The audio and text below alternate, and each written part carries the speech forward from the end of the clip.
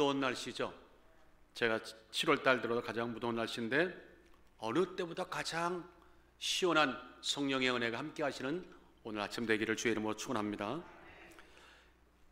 사사기 3장 30절 31절 우리 함께 합독하겠습니다. 시작. 그날에 모압 사람이 이스라엘 수하에 항복하매 그 땅이 80년 동안 태평하였더라. 에우세 후에 아나세 아들 삼갈이 사사로 있어 소모는 막대기로 블렛 사람 600명을 죽였고 그도 이스라엘을 구원하였더라.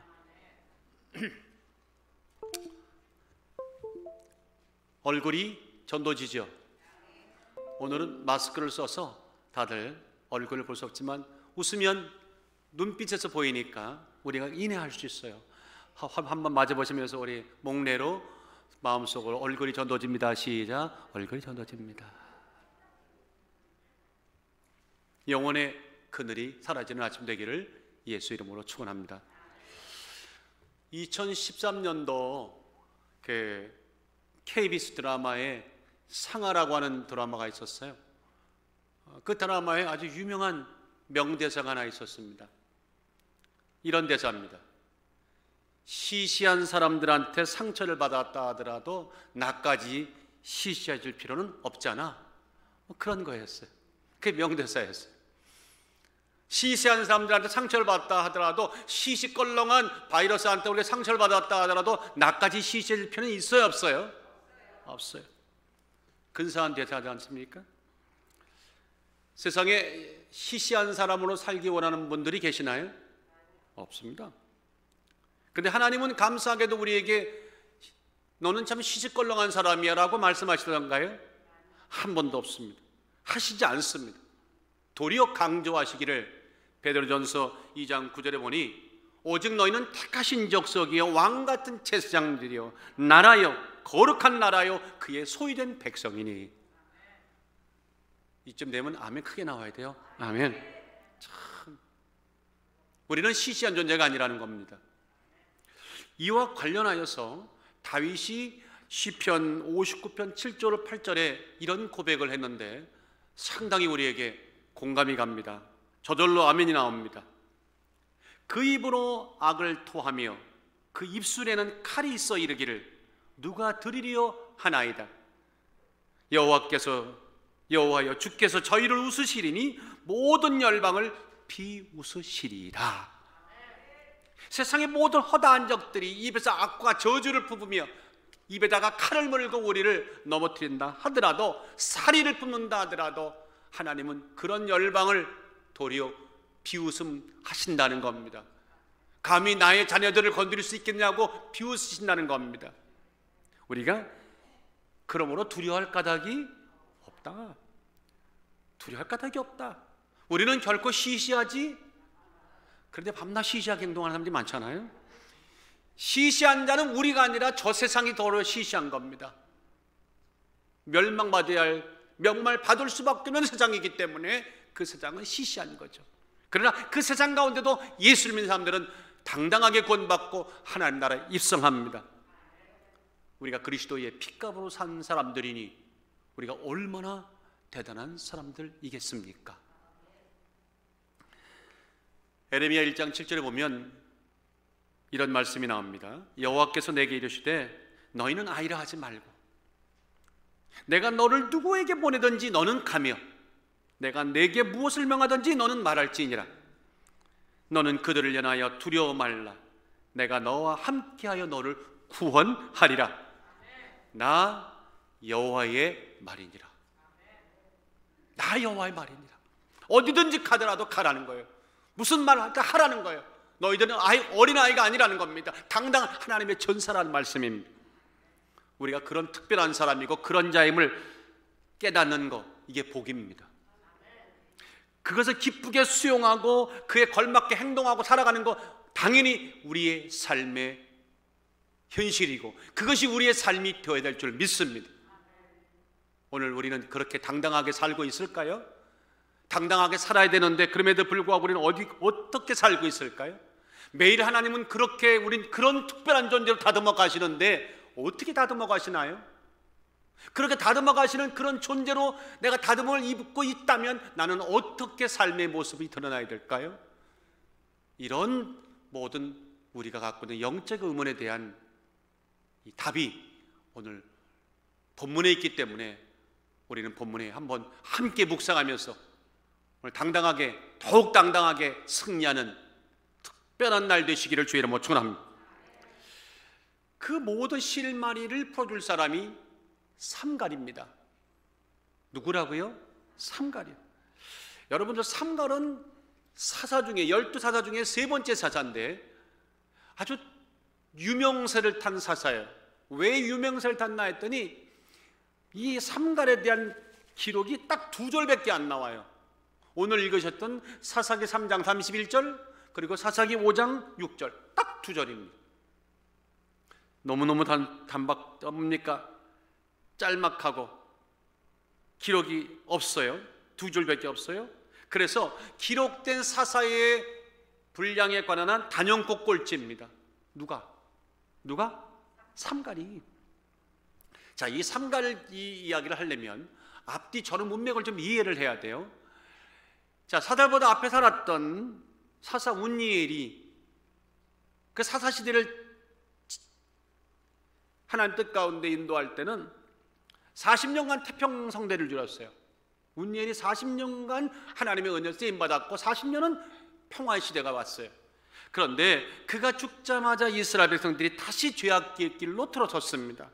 하나님을 멀리하고 우상을 섬기니까 하나님이 모압을 들어다가 그들을 치시고 18년 동안을 다스림을 맡게 하셨어요.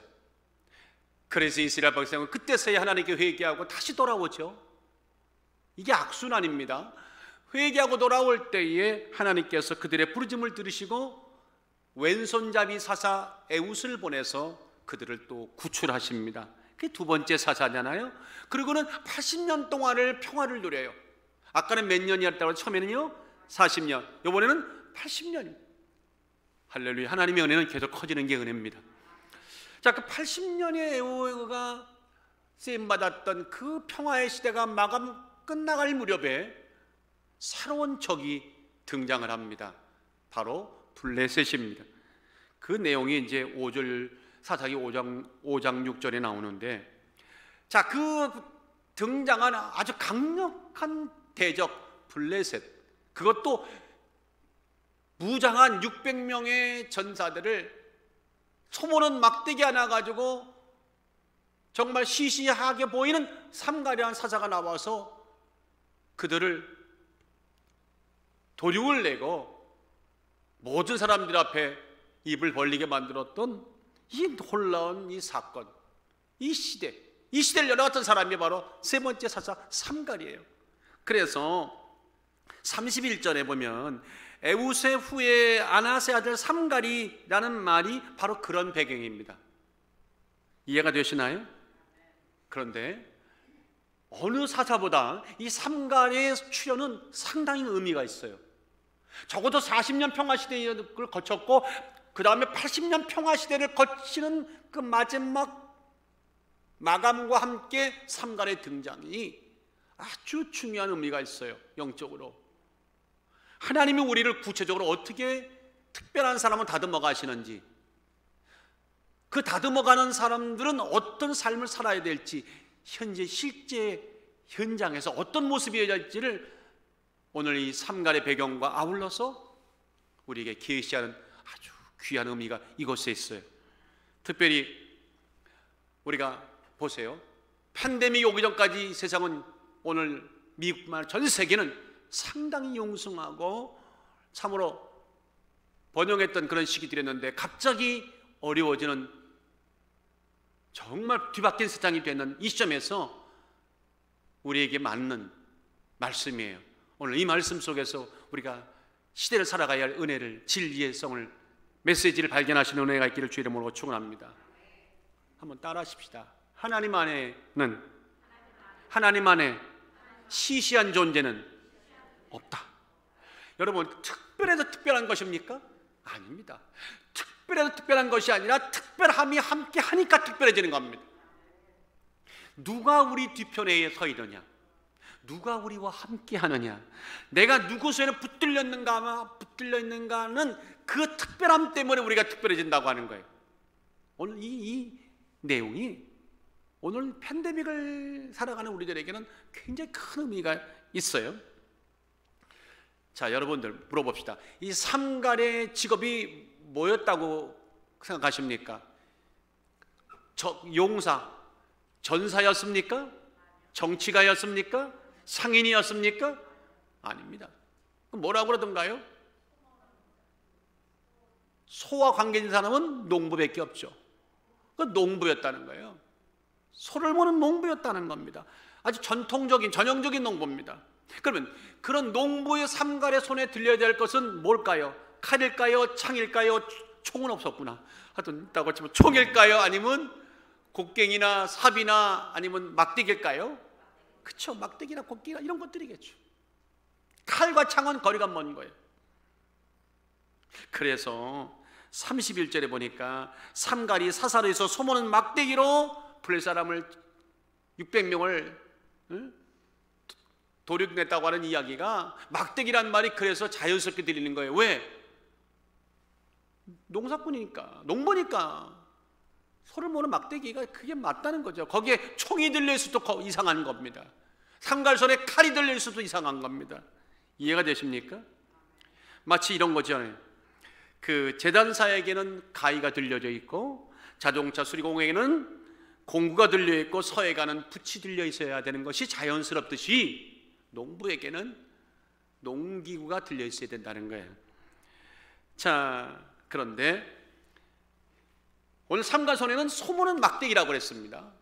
소모는 막대기, 이거 가시채라고 그러는 건데, 이 가시채라고 하는 소모는 막대기는 한 길이가 2.5m, 4-5m 긴 막대기입니다.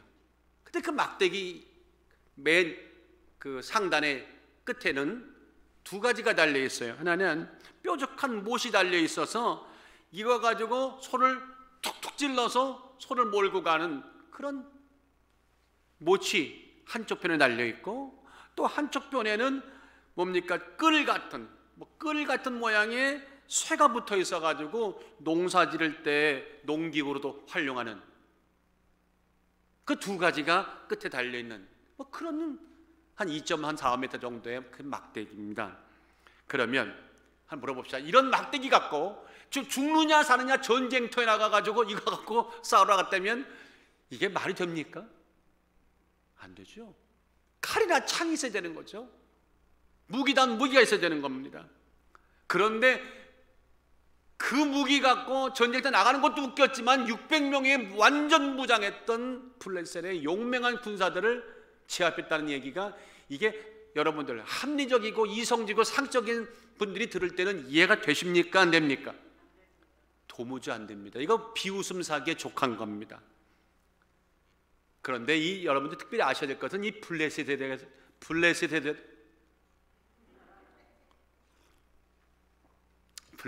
대해서 아셔야 돼요. 그 당시에 팔레스타인은요 청동기 문화 시대입니다. 그런데 블레셋은 지중해 해안가에 있던 도시를 중심으로 하는 국가의 형태를 가졌기 때문에 해상무역을 일찍 하는 바람에 철기 문화를 받아들였어요. 그래서 팔레스타인 전체가 이스라엘이 청동기 문화 갖고 싸울 때, 청동기 칼 갖고 싸울 때 이 사람들은 철제 문화와 철기 칼 갖고 싸웠어요. 그럼 이게 여러분들 싸움이 됩니까? 청동검이랑 철검이랑 부딪히면 어디게 부러집니까? 굉장히 어려운 문제를 잘 하시네요. 그런 상식이죠. 거기다가 블레셋 군대들은 성경 밖에 문헌에 보니까 제대로 군사를 받았던 정식 군대입니다. 용맹하게 짝이 없습니다. 그래서 이스라엘 이 팔레스타인 이 중앙으로 툭하면 들어와가지고 툭하면 추수할 때 곡식들을 빼앗아가고 이스라엘 백성들을 아주 두고두고 괴롭혔던, 근데 이스라엘 백성들이 어떻게 감당해야 한다는 거예요. 무기면 무기, 용맹성이면 용맹성, 군사력이면 군사력 감당해야 한다는 거예요. 오죽했으면 사사기 5장 6절에 이런 말씀이 나옵니다. 아나세 아들 삼갈의 날에 또는 야엘의 날에는 대로가 비었고 행인들은 소로 작은 길을 다 다녔대요. 여러분들 프리웨이, 하이웨이 남겨놓고 저 시골길로 돌아다 다녔대요. 왜 그랬을 것 같아요? 그 대로에 누가 블레셋이 딱 포진하고 앉아있으니 거기 무서워서 못 가는 거예요. 그러니까 1시간이면 갈 길을 몇 시간씩 돌아가지고 돌아다니는 이런 형세였다는 거예요. 그런 상황 속에서 소모는 막대기 갖고 600명을 죽여요? 주여, 이거 그날 자기가 죽기로 작정한 사람 아니면 이거 감당 못하는 거예요. 그리고 설령 죽기로 작정하고 덤벼들었다 하더라도 그날이 그 사람 제삿날입니다. 제가 100% 개런티합니다. 죽습니다. 그래서 저는 삼가리 그 농기구 가지고 말입니다, 막대기 가지고 600명을 싸웠다는 얘기 딱 들어가면 어떤 한 사람이 딱 하나 대뜸 떠올라요. 누가 떠오를 것 같은지 아세요? 삼손. 그렇군요. 저는 다윗이 떠올랐어요. 삼손은 워낙 힘이 있었고, 삼손은 연약하였잖아요. 어린 청소년이었는데 참 하나님이 쓰시면 이렇게 쓰십니다. 하나님 여러분들을 그렇게 쓰시기를 주의 이름으로 축원합니다. 31절에 특별히 보세요. 에우세 후에 아나스의 아들 삼갈이 사사로 있어 소모는 막대기로 블레셋 사람 600명을 죽였고 다 같이 그도 이스라엘을 구원하였더라. 그도 이스라엘을 구원했더라. 여러분, 그도 he also라고 하는 말이 어떤 느낌으로 다가오세요? 이게 두 가지 느낌 있잖아요. 긍정적인 의미가 있고 부정적인 의미가 있어요. 긍정적인 의미의 그도는 당연히 누가 그랬는데 그 사람 역시 그럴 수밖에 없지, 그 사람은 그렇게 했을 거야 라는 긍정적인 의미가 있고, 부정적인 의미가 있어요. 남들은 그랬다 하더라도, 다윗은 그랬다 하더라도, 아니 농부가 무슨 군사교육도 받지 못한 무식한 농부가 막대기 들고 이게 가능한 얘기야? 그런데 그 사람이 세상에 일을 저질렀네. 세상에 이런 일이 있을 수가 있어요? 그 사람이 큰 능력을 행했습니다. 야, 그도 이스라엘을 구원했구나. 그러면 느낌에는 이 삼갈에 해당되는 얘기는 전자일까요, 후자일까요? 후자입니다. 부정적인 의미입니다. 이 사람은 이렇게 될 만한 사람이 아니었다는 거예요. 그런데 그것이 가능했다는 이 놀라움과 찬사와 경탄이, 그래서 하나님을 더 두려워하게 된 두려움까지 여기에 잔잔히 배어 있습니다. 여러분들, 우리는 믿음의 사람이죠. 두 사람은 안 하시네. 우리는 믿음의 사람이죠. 집에서 저 자매님 아멘 안 하셨어요. 다 같이 아멘 시작. 아멘. 나는 천리를 내다봐요.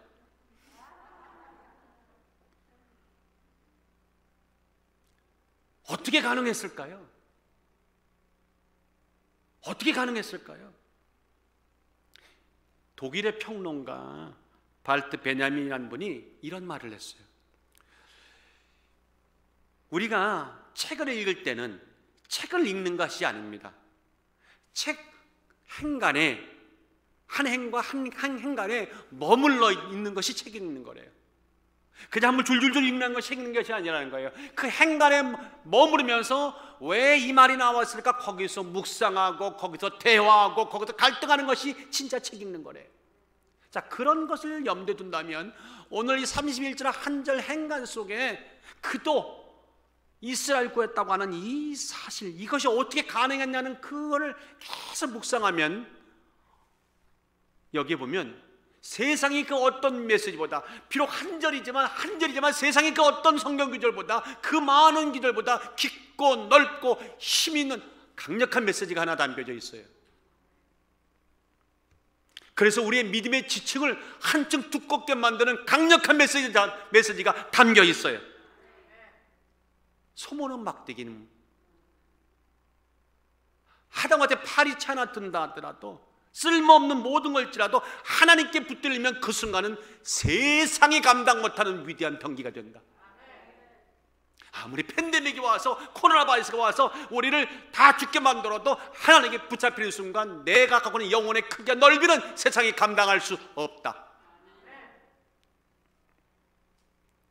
핵심은요, 무엇을 가지고 있느냐가 아닙니다.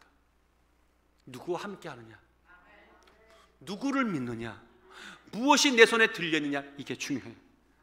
그 무엇이, 그 누군가가 우리에게는 한 분 계십니다. 하나님이십니다. 하나님이십니다. 세상의 시대와 역사를 물어나고, 그래서 믿음의 사람들이라고 하나같이 칭송받았던 인정받았던 사람들을 면면을 보세요. 그 사람들이 한 가지 공통점이 있습니다. 세상이 말하는 힘이라는 것들, 세상이 말하는 능력이라고 말하는 것들, 그들은 그걸 절대화하지 않았습니다.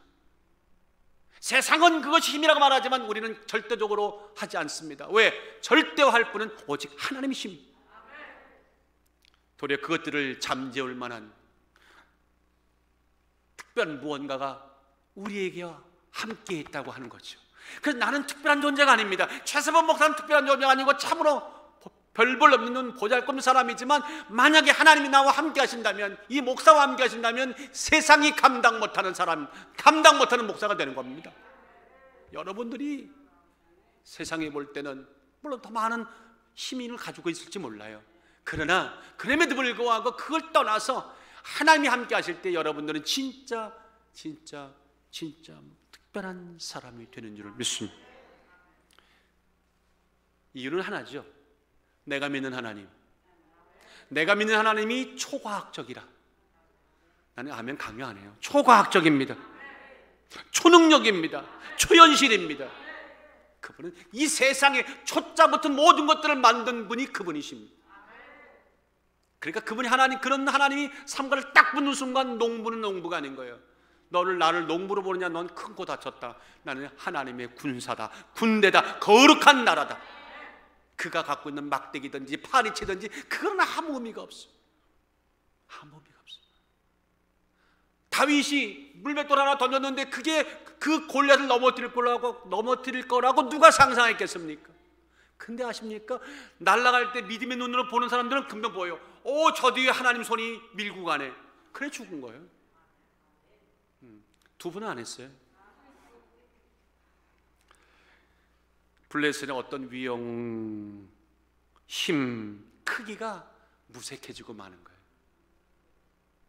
예수 믿는 것은 받은 증거 많도다. 구주 예수 의지하면, 구주 예수, 구세주 예수 의지하면 세상의 모든 것들이 무색해진다. 그분 앞에서는.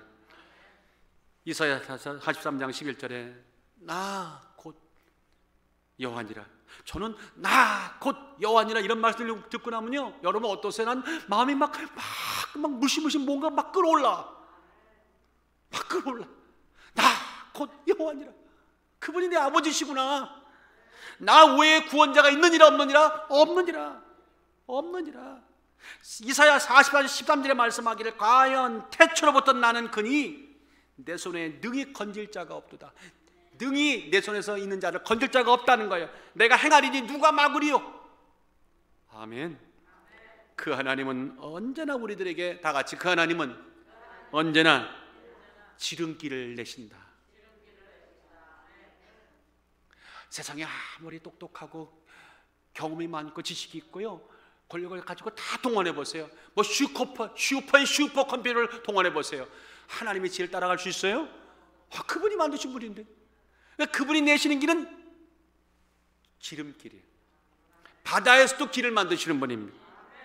이사야 43장 15절에 말씀하기를 나는 여호와 너희의 거룩한 자요 이스라엘의 창조자요 너희의 왕이니라. 바다 가운데의 길을 큰 물 가운데 첩경을 내느니라. 이 하나님이 오늘 적어도 7월 19일, 오늘 19일이죠? 네, 2020년 7월 19일 주일에 여기 함께한, 또 오늘 유튜브를 통해 함께 예배 드리는 분들, 또 펠로십에 계신 모든 분들에게 동일하게 함께 하시기를, 잡아주시기를, 잡고 계심을 확신하시기를 예수 이름으로 축원합니다. 그러면 삼관이 어떻게 됐을까요? 그 농부, 시시껄렁한 농부, 시시한 농부 어떻게 됐을까요? 600명 만나가지고 그냥 뼈도 못 치르고 죽었을까요? 다 같이 이스라엘을 구원하였더라. 구원했더란 말이 그 영어 성경에는 He saved Israel 뭐 이렇게 나오겠죠? 근데 이게 아닙니다. 와이샤 카무, 히브리 말로 다 같이 와이샤 가무. 근데 와이샤 가무란 말은 그냥 이겼다는 말이 아니에요. 아주 넉넉하게 완전하게 티끌 하나 남김없이 싹 쓸어서 이겼다는 얘기예요. 하나님이 하시는 일은요, 와이샤 가무예요. 확실하게 이겼어요. 그 말씀 속에 한편으로는 삼갈의 입장에서 본다면 이런 의미가 내포되어 있어요. 그날 600명이 떼거리로 몰려오면서 창 들고 칼 들고 쫓아올 때 막대기를 든 삼갈이 벌벌 떨면서 기절해 죽었다, 이런 얘기가 있어요. 오는데 웃기고 있어. 콧방귀 꼈더라. 환경과 그 모든 상황의 처지 조건에 전혀 주눅들지 않았다. 막대기 하나 들고도 저 철기 들고 덤비는 그들을 우습게 보았다는 거예요. 위축당하지 않았다는 겁니다. 열등감 당연히 없었다. 패배 염려 당연히 없었다. 왜? 그 뒤에 그분이 계셨으니까.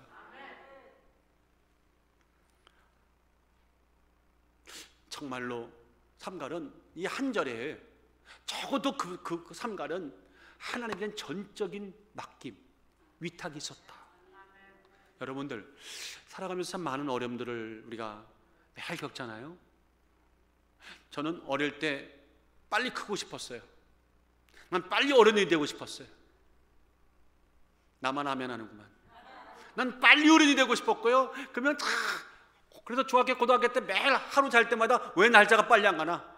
빨리 고등학교 졸업하고 빨리 대학 가서 졸업하고 난 세상을 나가서 정말 자유롭게 살고 싶었어요. 이제 알았어요. 그때가 좋았구나. 그 세월이 좋은 세월이었어. 나와보니까 세상은 너무너무, 아시죠? 거기까지 합시다. 그런데 하나님께 전적인 의탁이 된 사람들은 그 험난한 세상 가운데도 더 살아가면 살아갈수록 의미가 생겨요. 감동이 생깁니다. 그래서 이렇게 고백하죠. 믿음이 들어오는 사람들의 가슴 속에는 시편 27편 3절의 말씀이 떠오르는 거예요. 군대가 나를 대적하여 진칠지라도 내 마음이 두렵지 아니하면, 전쟁이 일어나도 나를 치료할 때도 내가 오히려 안연하리로다. 내가 오히려 안연하리로다. 이상해요. 전쟁이 안 나야지 마음이 안도가 누워 있는데 전쟁 나는데도 도리어 그래 하고 안심됐다는 이 역설적인 이야기는 근거가 뭘까요? 하나님이시죠. 근데 그 하나님에 대한 믿음, 전적인 의탁 놓치고 살면 여러분들 직장생활, 가정생활 가는 곳마다 여러분 못 사십니다. 인정하십니까? 그 전적인 의탁이 있고 나닐 때 그 소모른 막대기가 세상에 위대한 병기가 되고 농부가 변해서 하나님의 용사가 되는, 저는 그래서 이거를 이렇게 표현하고 싶어요. 신비하고 아름다운 변모다. 신비하고 아름다운 변천이다. 신비하고 아름다운 능력 있는 변화다. 이게 왜 삼갈이만 가능한 겁니까? 아닙니다. 바로 우리가 그게 당사자라는 사실을 꼭 기억하셔야 됩니다. 그 삼갈을 갖다 놓은 거는 이렇게 시시껄렁한 농부도 내가 변화시켰는데 너일까 뭐냐? 왜 두려워하느냐? 왜 영혼이 짝으로 들어서 영혼이 위축돼서 지금 그냥 눈치 보기 바쁘냐? 아니다. 이렇게 말씀하시는 거예요. 초란 막대기가 위대한 병기로 쓰임받는 이야기는 이게 어제 오늘 얘기가 아니에요. 이미 우리 경험했잖아요. 모세의 지팡이, 예? 그 지팡이를 드니까 바다가 갈라지지 않습니까? 세상에. 우리 그래서 지팡이 그럴 수 있는 것 이미 다 알고 있어요. 하나님 능력이잖아요. 오늘 저는 삼가를 이렇게 말씀을 보면서 성령께서 이렇게 말씀하시는 거예요. 답답하시면 답답한 마음으로 언제까지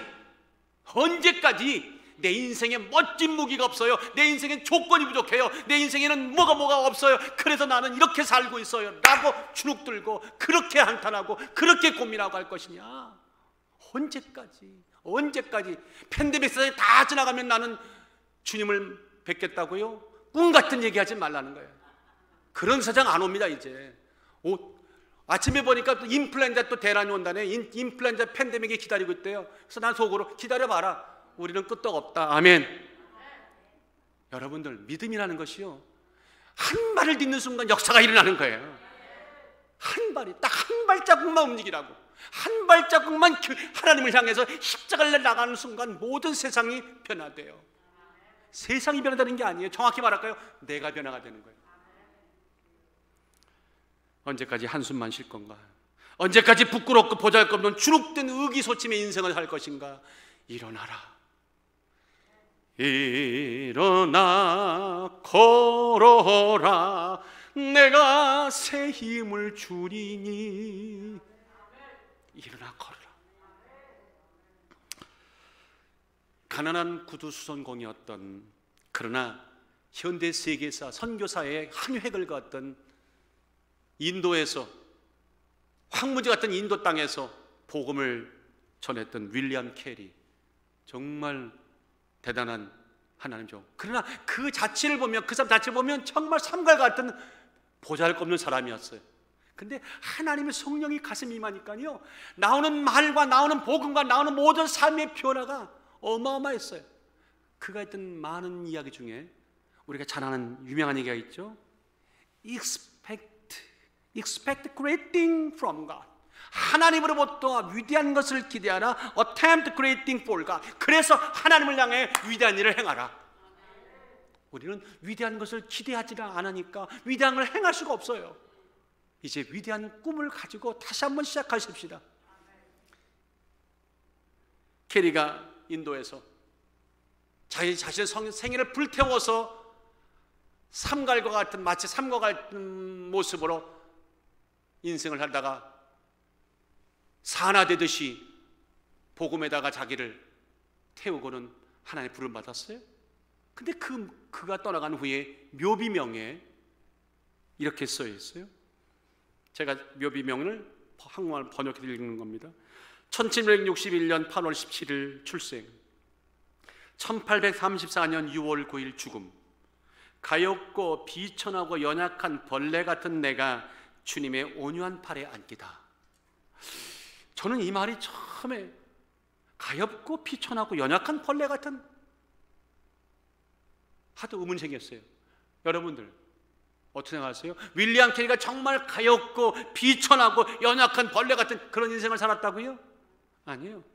이거는 은혜가 무엇인지를 아는 어마어마한 심령, 어마어마한 가슴에 하나님의 불 붙은 사람들이 그 은혜 앞에 너무 감사해서 고마워서 겸손해지는 고백일 뿐이시지, 진짜는 그는 위대한 막대기로, 위대한 통로로, 위대한 도로 쓰임 받았어요. 멋지게 살다 갔어요. 하나님 앞에 조연은 없어요. 다 주연이지. 한번 따라합시다. 우리는 하나님 앞에서 주연하면 주연했지 조연은 안 해. 근데 이건 있어요. 사람과 사람 관계 속에서는 주연과 조연이 있어. 그러나 하나님과 나와의 관계 속에서 나는 언제나 주연이에요. 지혜롭게 말하는 거잖아요. 그죠? 삼갈이 우리에게 주는 메시지인 겁니다. 언제까지 이 시대에 잠식당한 채 뒤로 물러가 있을 것이냐? 아니다. 600명이라고 하는 완전 무장한 팬데믹이 덤빈다 하더라도 이젠 막대기, 내가 잡을 수 있는 막대기는 복음밖에 없어요. 복음의 막대기 들고 이젠 나가는 수밖에 없어요. 여러분들, 오늘 이 삼갈의 이야기를 한 절 속에는요 또 이런 말씀이 있어요.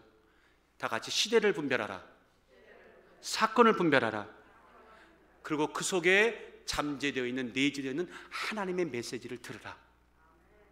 이 삼갈이라고 하는 사람은 시대를 분별하고 사건을 분별해서 그 속에 잠재되어 있는 하나님의 메시지를 들어야 된다. 그게 살 길이라고 하는 이 강력한 메시지가 여기 담겨져 있어요. 자, 이게 무슨 말인지 한번 들어봅시다. 한번 물어볼게요. 교회에서 일어나는 일이든 교회 밖에 일어나는 이 세상 모든 만사가 기계적으로 지 멋대로 돌아간다고 생각하십니까? 세상의 그 어떤 일도요, 정확히 말할까요? 하나님이 섭리와 허용하심 안에서 이루어지는 거예요. 팬데믹이 온 것도 하나님의 크신 섭리 안에, 우리가 알 수 없는 섭리 안에 허용 속에 이루어지는 거예요. 욥이 마귀한테 뭡니까? 하나님께 마귀가 나가서 욥을 시험할 때 하나님께 허락을 받잖아요. 세상의 모든 것은 하나님의 섭리 안에 있는 겁니다. 하나님의 허용 안에 있는 겁니다. 그래서 바꿔 말할까요? 그렇다면 눈에 보이는 모든 현상들의 속에는 하나님의 우리가 모르는 뜻이, 메시지가 담겨 있다는 겁니다. 그 뜻을 찾아내는 사람들이 목회자고, 그 뜻을 찾아내는 사람들이 성도들이고, 그 뜻을 찾아내는 사람들이 그리스도인이고, 그 뜻을 찾아내는 사람들이 장로님이고 안수사님이고 권사님이고 집사님이고 성도들인 것입니다. 진정 후회 없이 하나님 중심의 삶을 살시고 싶다면, 그래서 시대에 떠밀려 가듯이 사지 마시고 한번 어느 날 앉으시고 골방에 들어가셔서 오늘 내가 만나는 이 모든 삶의 이 문제들, 이 사건들을 한번 잘 기도하면서 분별해 보세요. 그런 의미에서 스테이 홈은 괜찮아요. 아멘. 시대 속에 담긴 하나님의 경고가 분명히 있을 거예요. 여러분들, 예수님이 답답한 모습, 답답한 마음으로 오늘 제자들에게 이렇게 말씀하는 거예요. 마태복음 16장에 예수께서 대답하여 가라사대 너희가 저녁에 하늘이 붉으면 날이 좋겠다 하고 아침에 하늘이 붉고 흐리면 오늘은 날이 굳겠다 하나니 너희가 천기름 분별할 줄 알면서 왜 이 시대의 표적은 분별할 수 없느냐? 답답해서. 어저께 오후에 일 마치고 집에 돌아가서 한번 걸으려고 탁 나오는데 먹구름이 막 몰려오더라고. 한 3시 반 이후에. 그런데 내가 걸어 나갔어요. 그럼 나는 비를 맞았을까요? 안 맞았을까요? 그때 하늘에 그런 거야. 내가 분명 먹구름 보여줬지. 근데 왜 나와? 왜 기어 나와? 그래서 가면서 비 맞고 돌아가면서 나는 오늘 천기도 분별하지 못했구나. 천기는 분별할 줄 아는데 왜 이 세상, 이 시대가 왜 오늘 이게 뭘 말하는지는 왜 우리는 묵상하지 않고 있을까? 삼가를 통해 물으시는 거예요. 자, 이 얘기를 하는 이유가 있어요. 자, 물어봅시다. 하나님이 삼가를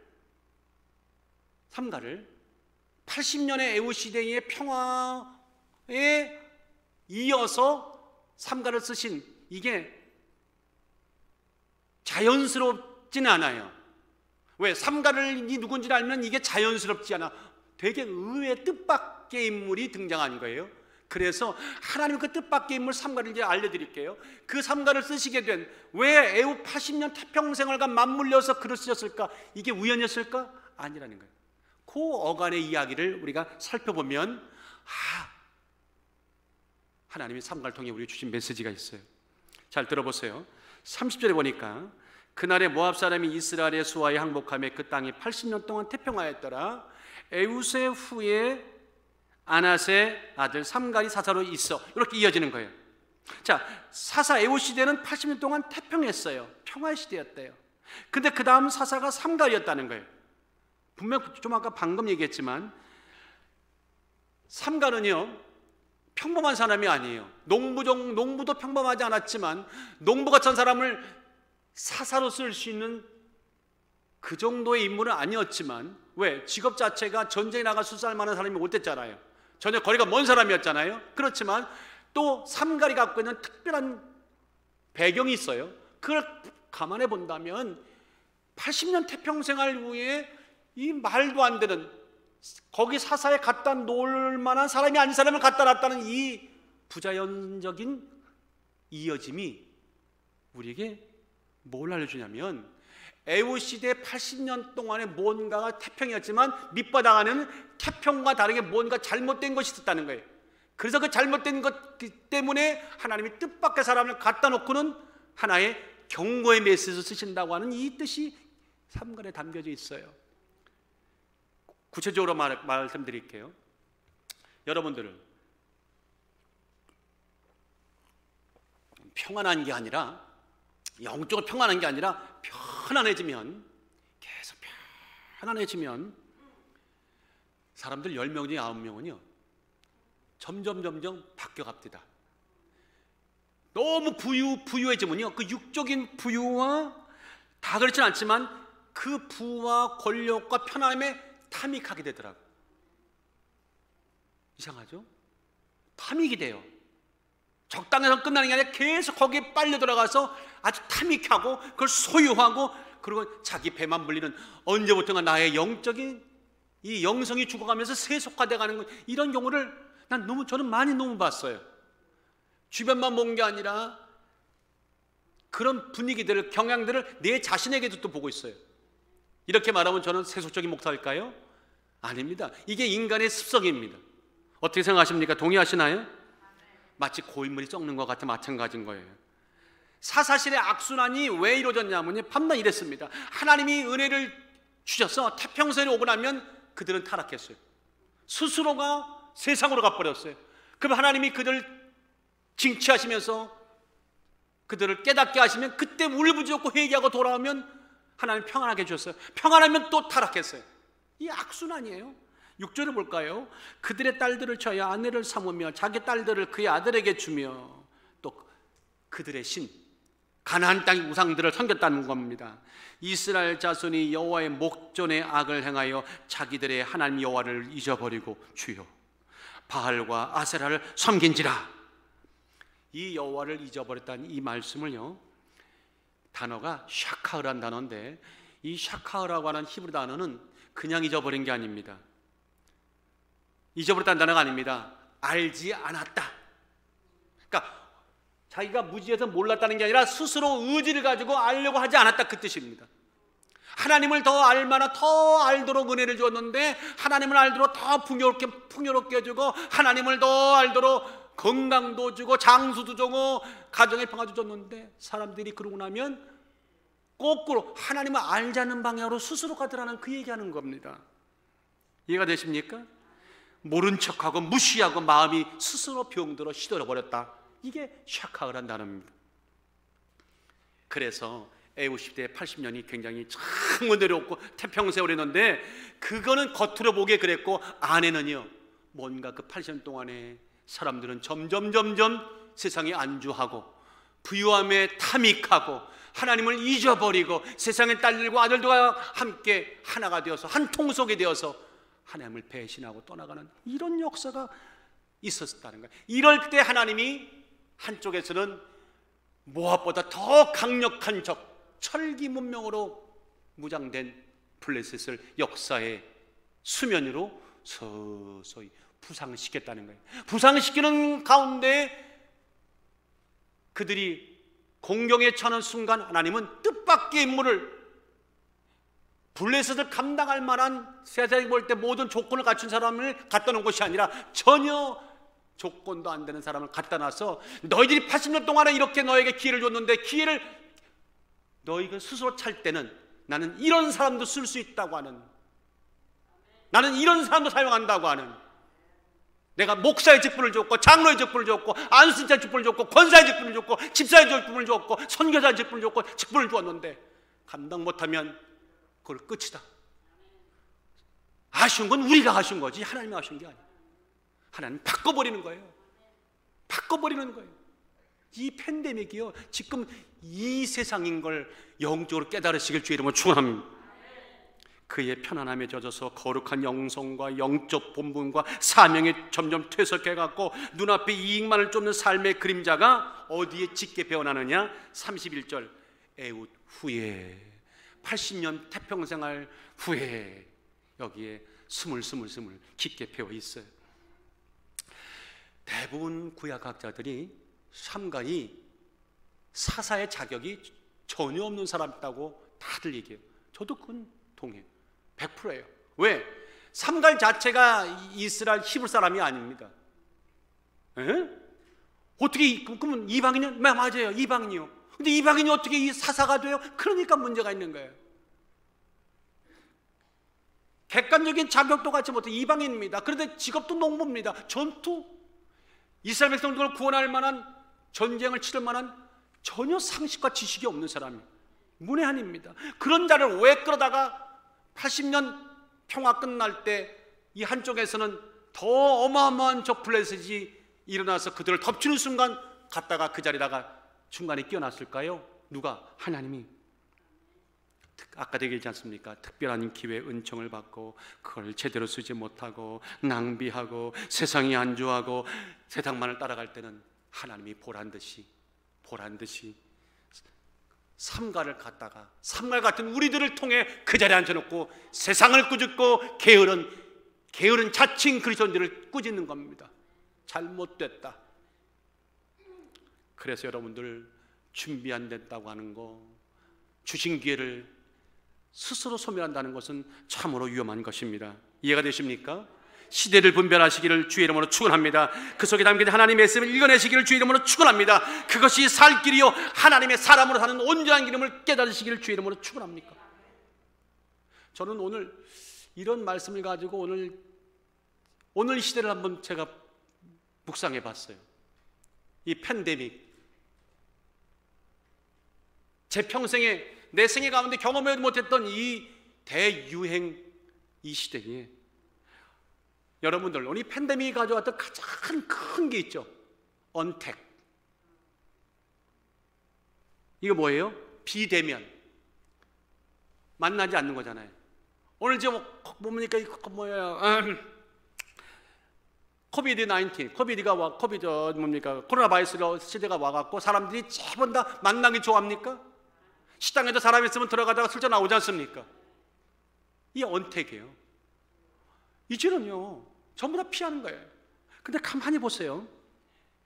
이게 왜? 이유는 확실해요.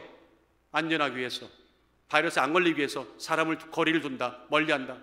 이게 또 그게 끌려가는 거예요. 그랬다는 거예요. 그게 사실이고요. 그런데 이게 언제부터인가 가만히 보세요. 삶의 겉부분이 아니라 내 내면과 영혼까지 깊숙이 들어와가지고 언택 계속 날 외치는 거예요.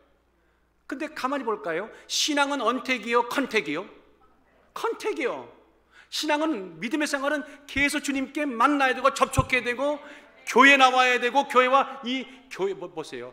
예배당에서 예배를 드리는 것과 집에서 예배를 드리는 것이 솔직히 말합시다. 차이가 있어요, 없어요?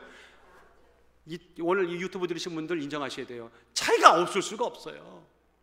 교회는요 메시지만 드러나오는 것이 아니에요. 안 보이는 메시지, 하다못해 내가 만드는 이 강대상, 내가 보는 십자가, 내가 듣는 음악, 이 모든 하나님의 성기구지 다 뭔가 나에게 말씀을 해요. 그거와 접촉하는 거예요. 접촉하면서 강력한 십자가의 복음을 들으면서 내 영혼이 열려가는 거잖아요. 근데 이 접촉이, 이 대면이, 이 언택 때문에 장심을 당해가지고 이제는요 스스로가 멀리 도망가 버렸어요. 멀리 가버렸어요. 여기는 한 분도 안 계셔요. 서부에만 계셔요. 다 멀다가 꽁꽁 숨어버렸어요.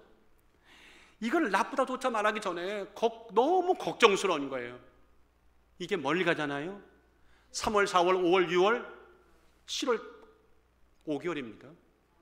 장단컨대 내 신앙 회복하는 것이요, 이게 우리 능력으로 안 돼요. 이제는 하나님이 열어주셔야 돼요. 문제의 심각성은 우리의 영성이 초토화됐다는 겁니다. 믿음의 세계가 초토화됐다는 겁니다. 한국에 계신 유명한 목사님들, 여기 계신 분, 내가 유명하다는 얘기는 큰교 목사님이 아니라 말 그대로 이름 있는 목사, 이름 없는 목사가 어디 있겠어요. 할렐루야. 저는 다 그냥 목사님을 다 유명하다고 그래요. 아시겠죠? 난 유명한 성도님들과도 얘기를 나눴어요. 이제 그때 아시겠죠? 이름은 다 있으니까. 성도들과 목회자님들이 다 한결같은 얘기가 뭔지 아십니까? 성도들의 40%는 잊어버렸다는 거예요.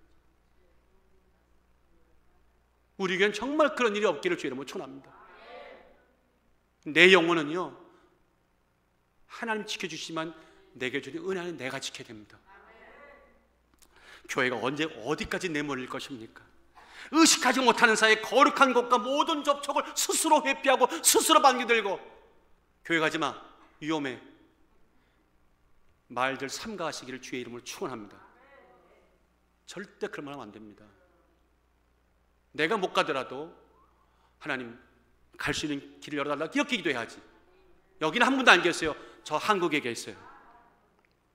스스로 거룩한 것과 대면을 거부하는 것, 이게 뭔지 아세요? 이게 오늘 코로나 바이러스가 가졌던 가장 강력한 바이러스였어요.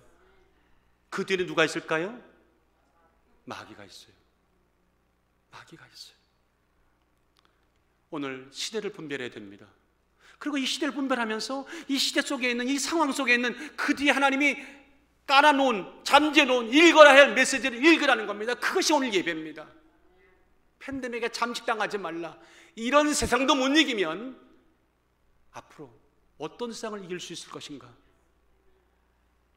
어찌 보면요, 오늘 이런 세상이 감사한 거예요.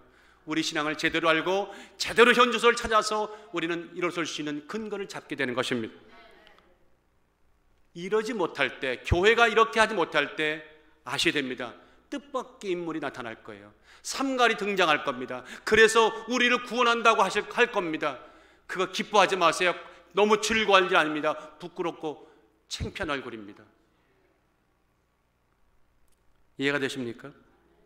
결론 내갈게요. 강문의 목적은 어딜까요? 강문의 목적은 바다일까요? 아니면 연못일까요? 강물은 바다까지 가는데 결단코 주저앉고 하지 않습니다. 강물한테 바다로 왜 가냐고 물어보면 이렇게 말해요. 그냥 가는 거예요. 가요. 강물은 절대 서두르지 않아요. 그렇죠? 길면 긴 대로 천천히 구비구비 흘러서 바다로 갑니다. 가다 보면 댐이 막아요. 강물이 못 간다고 거기서 안주하던가요? 수문이 열릴 때까지 기다리시더라고요. 그럼 열리면 그대로 할렐루야 하고 그냥 흘러서 다시 바다로 가요. 그리고 어느 날 바다에 도착하고 나면 강물은 있습니까? 없습니까? 없어지면서 바다가 됩니다. 저는 강물을 보면서 우리 생각을 했어요. 우리 그리스도인들이 강물이다. 하나님의 큰 바다로, 영원한 세계로 가는 바다로 가는 우리는 강물이에요. 가다 보면 댐도 있고, 가다 보면 구이 칠 때도 있고, 가다 보면 수많은 일이 있을 거예요. 그러나 우리는 우리의 영성은 하나님의 구원을 더듬어가는 성령의 도움받아 바다로 가서 언젠간 나는 없어지고 바다가 될 겁니다. 그런 우리라면, 그런 멋진 특별한 존재가 되는 것을 하나님이 원하셨기 때문에 우리를 매일 다듬고 계신데, 그 다듬어지는 이 과정 속에서 우리가 할 것이 있다면 절단코 내가 시시한 존재가 아니라는 사실을 인식하십시오. 세상이 뭐라 하든 누가 뭐라 하든 나는 결단코 시시한 존재가 아니다. 이렇게 살다 죽을 존재가 아니다. 우리는 복음이라고 하는 위대한 은혜가 나에게 무거운 짐이 아니라 구원의 투구로 입혀져 있고 우리는 그 길을 걸어가고 있습니다. 그러면서 매일매일 시대를 보십시오. 영적 사건을 보십시오. 사건들을 보시고 거기에 그냥 세상적인 사람들이 말하는 뉴스가 말하는 내가 뉴스를 거부하는 게 아닙니다. 세상 사람들이 말하는 그 이야기에 너무 귀담지 마시고 성경 읽고 말씀 보고 영적으로 분별해서 내가 살아야 할 가장 은혜의 길을 찾아가십시오. 강물아 흘러 어디로 가니? 강물 따라 바다로 간다. 우리는 말씀 따라 바다로 갑니다. 기도합시다.